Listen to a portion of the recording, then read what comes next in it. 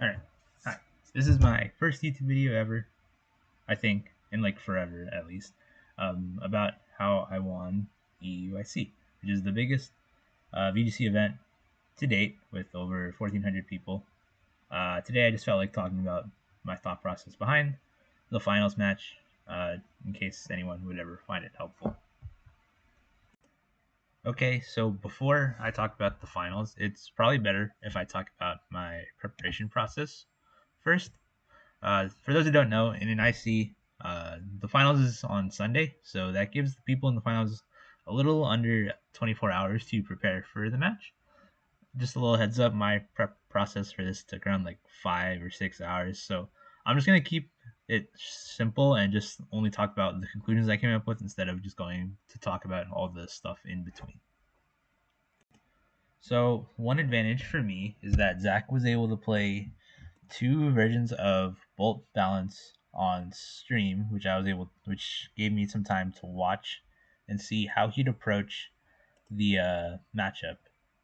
So, but I'll get more into that in a second. It's probably better to talk about his actual team first before that. So, his team is just like a normal side spam team. There's a few differences that make it a little scarier. The main one being the Landorus. It's not a Pokemon that's usually common on these types of teams. Choice Band Landorus is definitely a lot scarier just because it can output a lot more damage and basically could force some kind of awkward positions.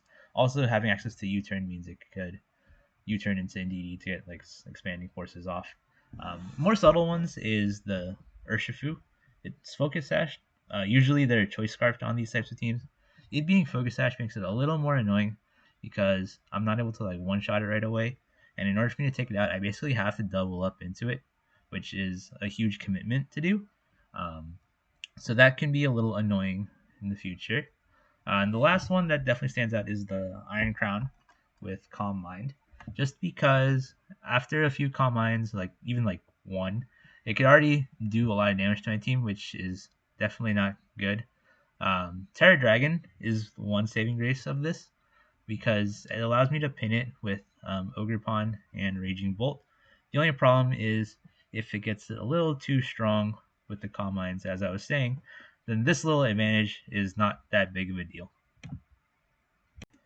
So going back to the stream games, there are two times when he faced it, versions of my team. He faced Alex Gomez in top 16, and then in top 8 he faced Davide Fazio.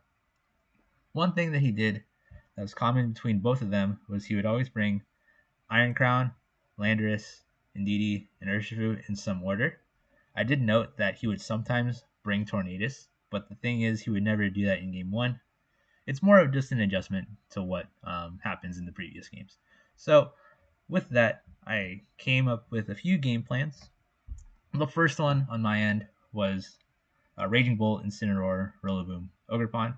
This is probably just like the normal side swing approach anyways. It involves just setting up Calm Minds to make sure Raging Bolt's pretty strong to handle the rest of the team.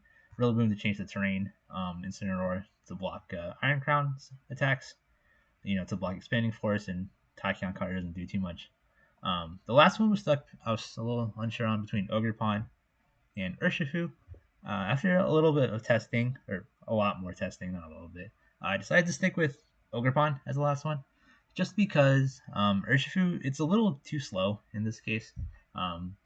Stuff like Landorus and their Ogerpon could outspeed my Urshifu, making it essentially kind of useless for the most part. I'd get like one attack off and that's it.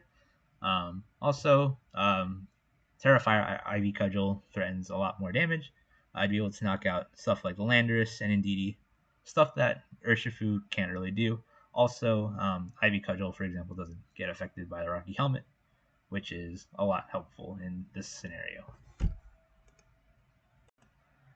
So with that game plan established, one of the issues with it was actually in the stream games also, most of the people that Zach played did almost the exact same idea that I came up with. So I knew that that was probably the one that he was going to expect me to do the most and prepare a lot for it. So instead, I decided to try and find an alternative plan that could help aside from this. So that's what I spent the rest of my prep on once I decided that these four seemed to be the best at handling anything he could do, I wanted to come up with an alternative that could probably throw him off guard and see if that can get me a little bit of an advantage. So the alternative lead I came up with actually involved a lead of Fluttermane and either Ogerpon or Urshifu, with the back being the other Pokemon that I didn't choose between Ogerpon and Urshifu, and Rillaboom in the back. Originally, I decided to pick Ogerpon as the partner for that lead because it handled his lead of Iron Crown and Landorus really well. However, after some testing, I realized that was the only lead it was good against, and every other lead it would kind of fall to, like it would struggle really hard against. So, for example, one lead that he could do would be Tornadus and Urshifu if he does manage to do that game one, calling this out somehow. And with that lead, I have nothing to do that can stop him from doing Tailwind Surging Strikes, because that would just knock out my Fluttermane or Ogerpon at will, and I cannot do anything about that.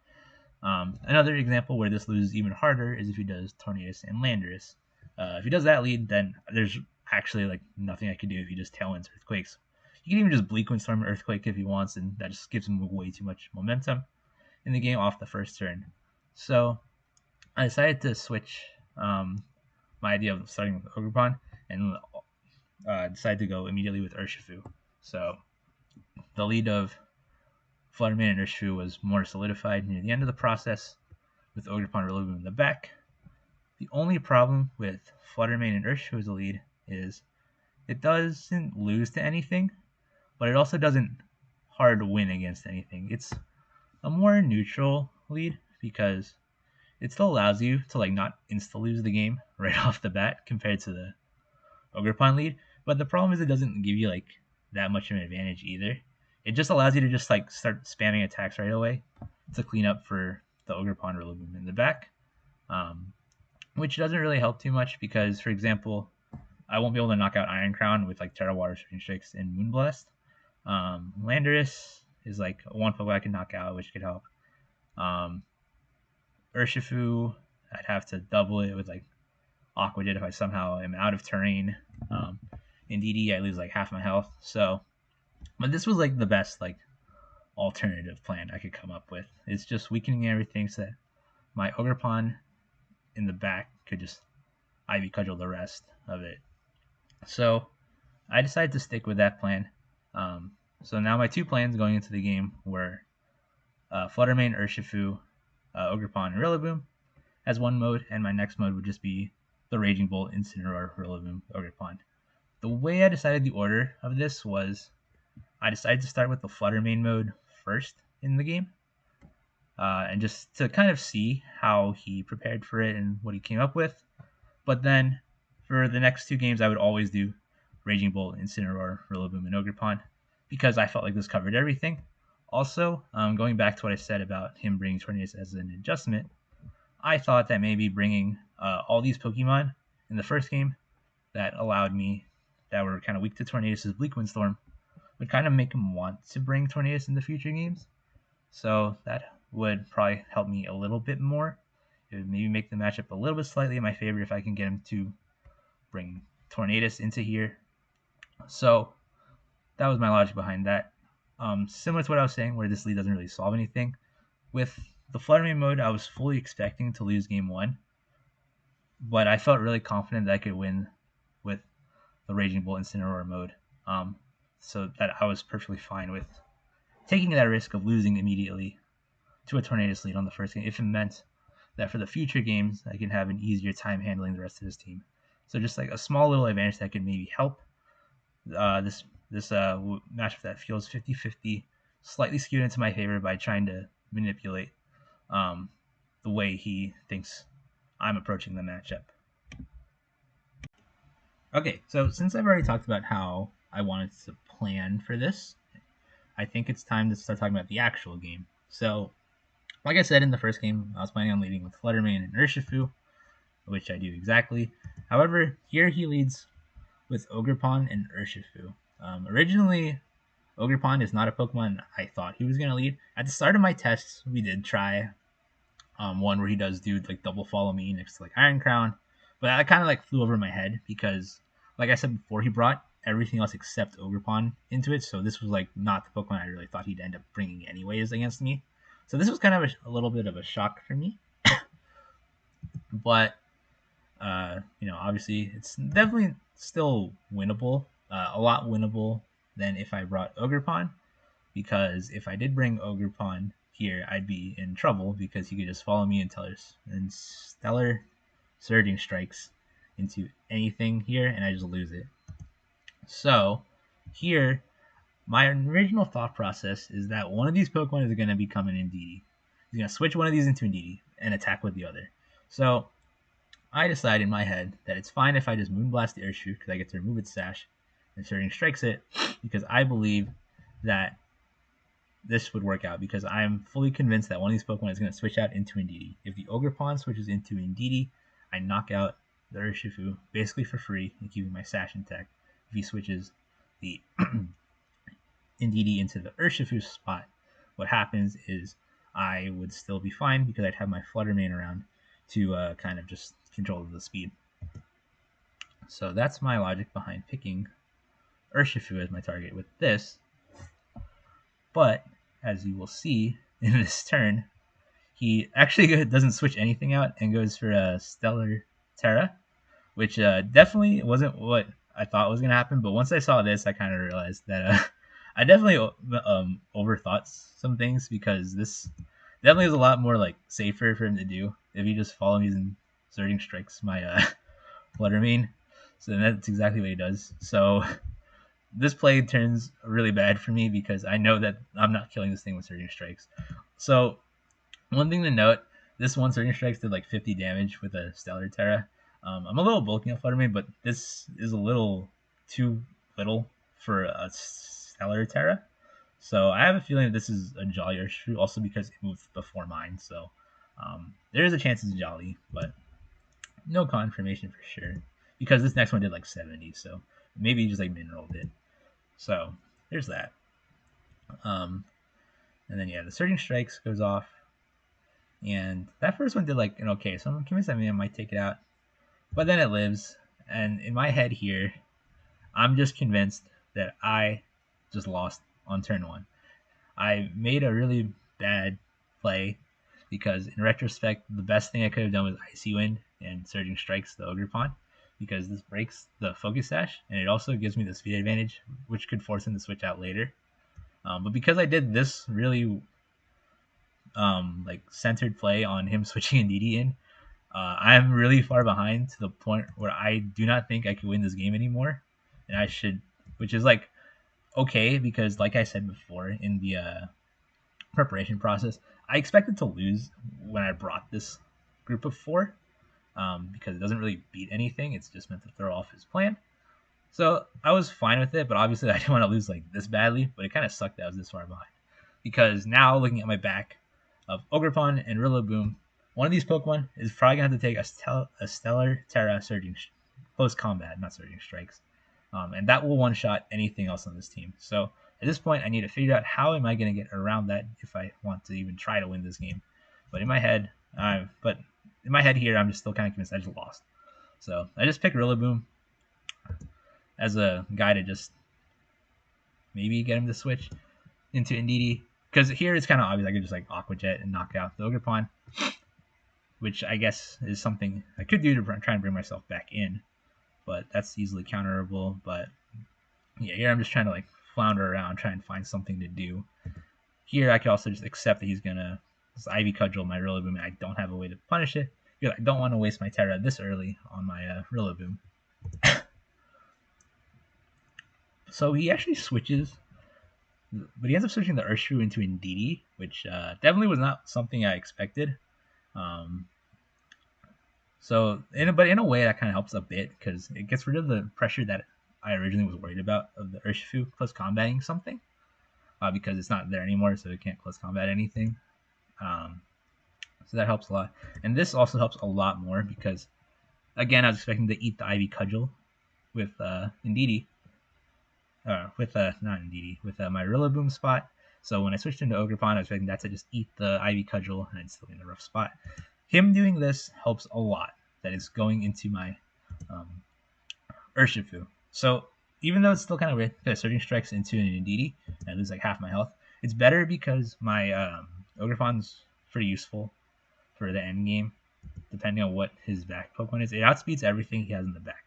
So I'd rather have that Pokemon be a lot more healthy than my Urshifu. My Urshifu is just there to just like Surging Strikes things. I don't care about like how much it does, like about how long it lasts. Like it could die like this turn, and I could care less.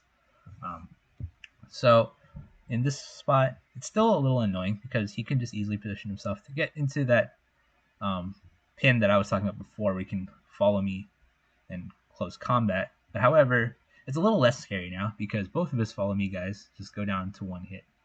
So, but I'm still trying to get my way around it because I know that there's still a chance that this still doesn't work out in my favor because he still has all 4 Pokemon, but there's still ways that he can get to this part where he can just close combat something for free and get punished. And also because if his Urshifu is actually faster than mine all the time, this is still bad for me because my Urshifu is basically just a sitting duck here because I will basically never get an attack off if Ogrepon and his Urshifu are faster than mine.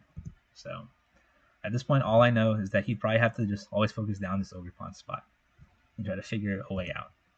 So what I decided to do is Ivy Cudgel the Ogrepon spot and Detect because I still kind of want to keep my Urshifu around because it at least forces him to waste some time on it. So yeah, I want to keep it around a bit just in case.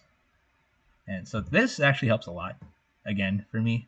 He switches Indeedee again into Urshifu, so I get the Detect off. So basically, like, I knock out his one follow me guy for free, which is good. That I technically kind of called it right on who he switches out into. So the threat of the follow me close combat is basically almost gone because Indeedee is at half health. If it was at full health, that threat is still going to be there because I have to waste my Terra on it. And you can just get around that by switching it out.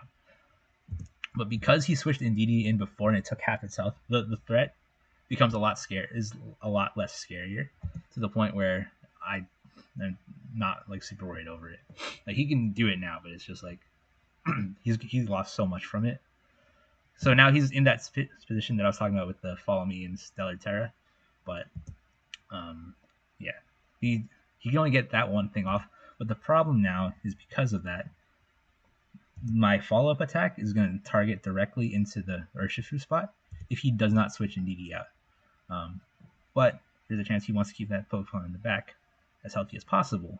So this ends up becoming an extremely good situation for me because he cannot Surging Strikes and knock out my Ogrepon. He must close combat if he wants to take out my Ogrepon because I'm EV to survive the Surging Strikes.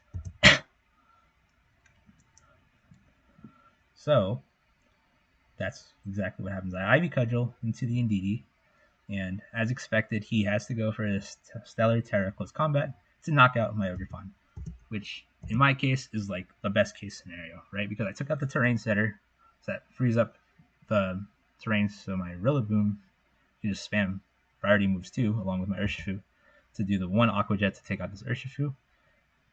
And also you'll notice again that he moved first, so at this point I'm convinced that he uses Jolly. So that helped a lot that he targeted not my Urshifu spot. So in comes Rillaboom, and his last one's Iron Crown. So the reason why I never terrored anything was because I was still a little unsure on what his last Pokemon was. There is a chance that it could have been Tornadus, and if it was Tornadus and I blew my Terra on the Ogrepon, I'd basically lose unless he got like...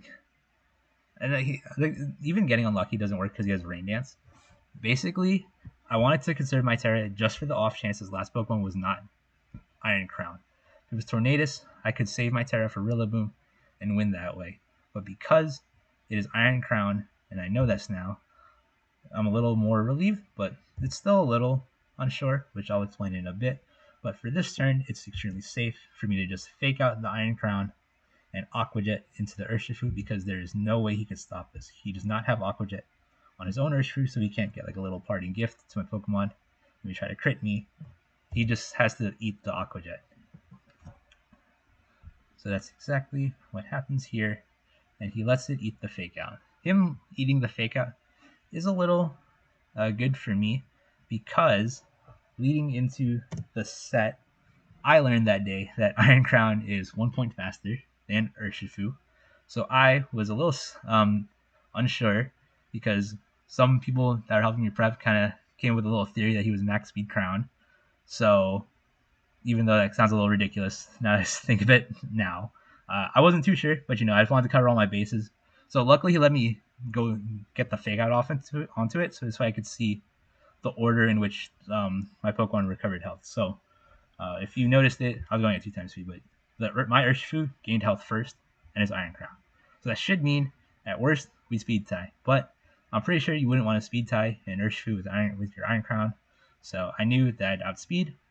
So this gives me the go button to Water Terra my Urshifu and go for the Surging Strikes. So to just waste my Terra on that. It's because there's no need for me to keep my defensive Terra on Rillaboom anymore. So I just Terra Water and just send one single Surging Strikes into it. And I already did like so much of its health. So that's like Expanding Force. Does that. And then I just get a high horsepower off. In retrospect, it's probably smarter if I just Wood Hammered, right? Because if I knew I was moving first, the Wood Hammer just is guaranteed damage. This is just me being paranoid again that we speed tied. So yeah. So with that, I won the first game. Not like the cleanest way, but so I kind of got bailed. I feel that he gave me like one small window opportunity to come back, and I just like pushed my advantage from there. Okay, so going into game two, I again, as I stated, I already knew my game two plan of doing the whole Raging Bolt mode. But in my head, I'm hoping that my approach in game one of the Flutter Mane Urshifu Rillaboom Ogerpon was enough to force him to bring or think about bringing Tornadus.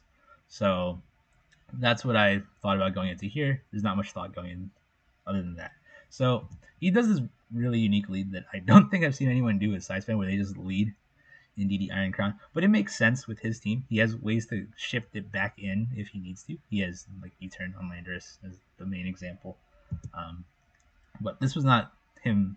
This is not something I was expecting. To just start with Iron Crown.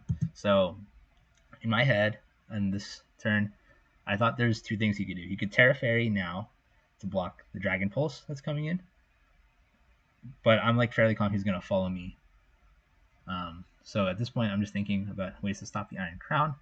The easiest way I thought of at the time was to switch Rillaboom into Raging Bolt and Fake Out, because even if I needed the terrain later, I could just Parting Shot and just do a little shuffling around, and it's not that big of a deal. So that's why I decided this turn to stray away from my original plan of just Calm Minding and Parting Shot, because if he goes for Follow Me and Calm Mind, that's way worse for me that I did that play than that, because like I said in my earlier planning, I don't want this Iron Crown to get too strong. If it gets like one or two Calm Minds off, it's definitely a lot more of a problem for me to handle, and my original plan of just Dragon Pulsing isn't going to work as well. So this is, I felt like, the smartest thing I could do. But he does a really smart thing where he switches Indeedee right away into Landorus, because again, this definitely went over my head that he could just do this. So that was a smart idea from him. But at least the one benefit is he attacked with Iron Crown, but I mean, I faked that anyway, so it's not that big of a deal. So what went from a good position is definitely now like a lot of an awkward spot for me. So here, the only thing to consider is that Iron Crown kind of sucks as a Pokemon when there's no psychic terrain. So basically, from here, I know Landorus has to U-turn if this Iron Crown wants to like function properly in this game. If he doesn't U-turn, this Iron Crown is pretty much useless for like an extra turn, which is good for me. So knowing this, the only thing he's ever U-turn into is Indeedee. So I'm full on expecting him this turn to go for U-turn and Expanding Force into the Rillaboom, because there's nothing I could really do to stop that, right? The most I could do is send in like a Raging Bolt, but I'll still eat so much from it, and the best I get out of it is just like a -1 special attack on Iron Crown, which doesn't really help, because I'd be forced to bring in my Rillaboom and just try to like stall the game out a bit to get my Raging Bolt health up, which is not what I want to do in this scenario when I'm facing a team like this. So that's exactly what happens. And so he does actually go for the U-turn like I expected.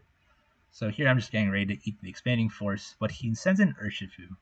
So this kind of tells me now that he did not go for Expanding Force, because you would not send in an Urshifu and use Expanding Force the same turn. So that kind of helps a bit. Then he goes for Calm Mind. So that's where it gets scary, but luckily this turn I decided to Parting Shot the Crown, because again, with my planning, I don't want this thing to get that strong, so whenever I have a chance to Parting Shot Iron Crown, I will take that opportunity, and this was one of the few times I was able to this game. So this gives me a chance to send in Ogerpon, because I don't want to send in Rillaboom now, because I would just let him set the terrain up. So I basically forced to send in Ogerpon here, but this is the situation I'd want to be in. Again, this lets me do the pin on the Iron Crown of Dragon Pulse plus Ivy Cudgel, so that helps a lot here. But the problem now is one of the reasons why Focus Sash is a lot more annoying for this team. I have to double up into one of the spots, but I don't know which one is going to attack. So, for example, if I double the Urshifu and he switches this into Indeedee and Expanding Forces, that goes wrong. If he protects Iron Crown and Surgic Strikes with Urshifu, that goes wrong for me again, because I'm fully expecting to live, or I'm fully expecting in that case that Iron Crown would just Terra or something like that.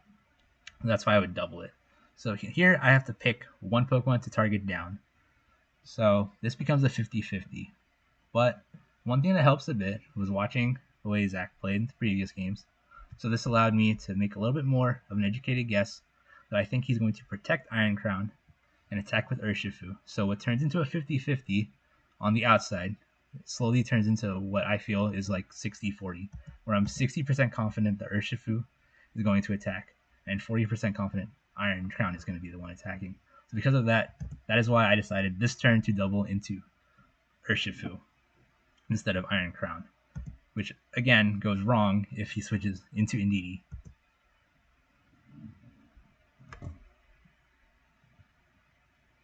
So you'll see here he protects the Iron Crown.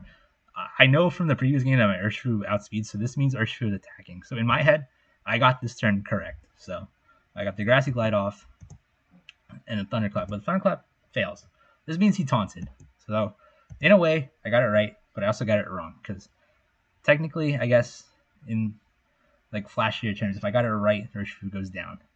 But I technically still got it mostly right, because I expected the Crown to protect, but I got it kind of wrong because Urshifu is still around, which is a little annoying for the future. But the advantage is Iron Crown just protected. So the thing is with booster mons like this Iron Crown is you really want to try and stay in as long as you can to take advantage of this boost. So that means because this thing recently protected, even though it's threatened by an Ivy Cudgel and a Dragon Pulse, there is basically no chance this is ever going to switch out. So that means, because if he switches out, that booster special attack is going to go away, and this thing is not scary as much anymore. So basically, this means Zach has only one option this turn that doesn't involve switching Iron Crown and losing so much momentum, and that's switching the Urshifu into Indeedee and going for Expanding Force. So luckily, from all the practice I've done, I know that because he's at neutral from that Parting Shot I did earlier to cancel out his Calm Mind, I will always live Expanding Force from this crown with both my Pokemon. So at this point, all I have to do is just hope that he doesn't crit any of my Pokemon with it, because if he crits one of them, that's bad. Which sounds a little weird because Ogerpon's going to move first, but it's bad because I won't have Ogerpon to deal with his faster Pokemon in the future, right? Because my back is Rillaboom and Incineroar. So I still need the speed from Ogerpon, even though I'm going to get an Ivy Cudgel first. And then obviously, if he crits my Raging Bolt, that's bad, because that's the Pokemon that's covering for the Terra. So at this point, I just go into it and hope for the best that I don't get crit. The other thing I'm not sure on is, because I never really paid much attention, in my practice was how much a Dragon Pulse actually does to a Terra Dragon crown.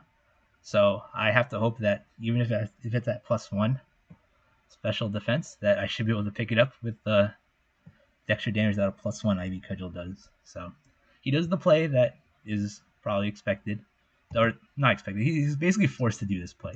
There's literally nothing else he can do other than this.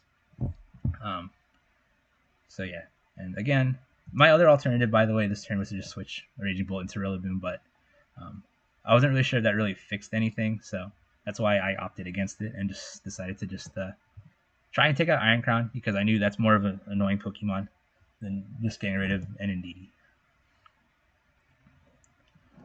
Because, like, another reason why is because if I send in Rillaboom here into the Terra Dragon Iron Crown against the rest of my team, which is definitely more annoying than I think for in the long run.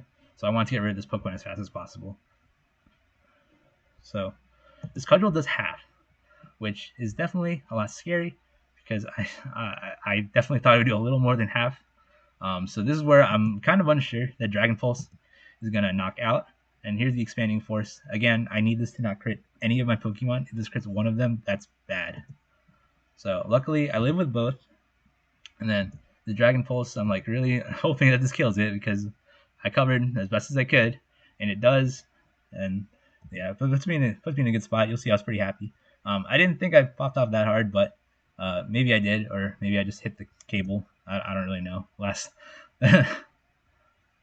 what happened.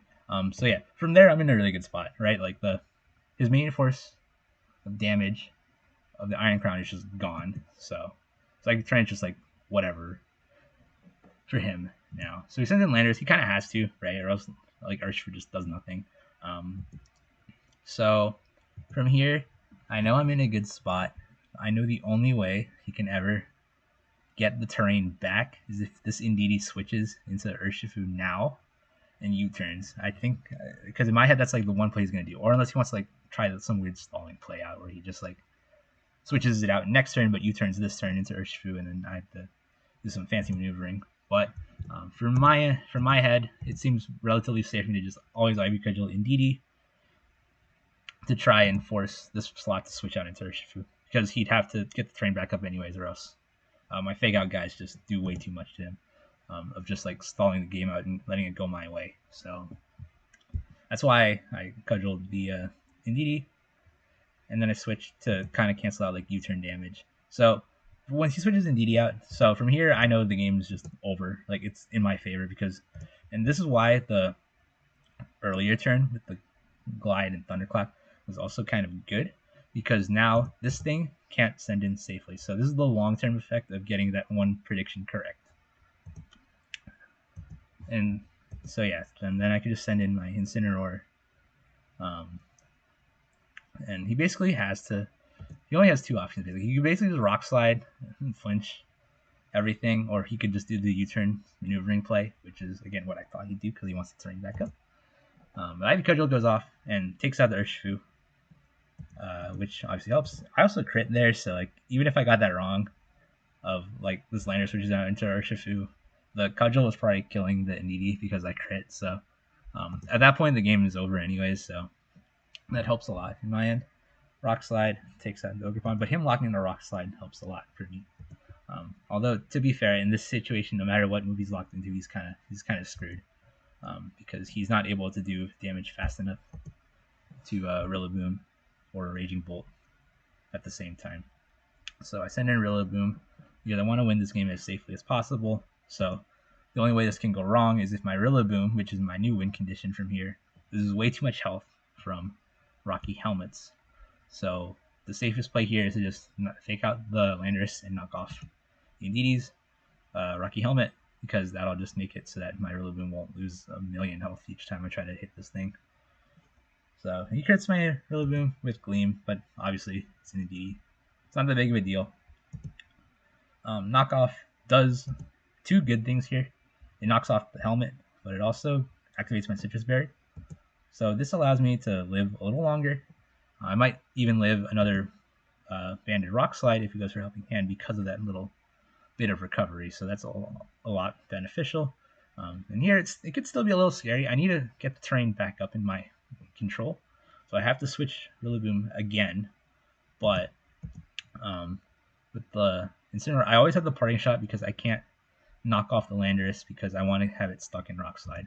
So there's only two things I could do, right? The only other thing I could do is also just fake out Indeedee, but I want to get the terrain up as soon as possible, so that's why I preferred parting shot into the Landorus compared to knock off Indeedee again. So he does go for the Helping Hand or Rock Slide. This, unlike the other one where he went for the Expanding Force, this one it's fine if he crits both because I'm confident that Rillaboom should be able to win anyways versus both of these. But because I live with both and I also get the parting shot off, this game is just over. There's now that means that there's nothing Zach can do to win. He's too far behind, and this is exactly the board that I need to be in to win the game. So yeah, that's the wraps.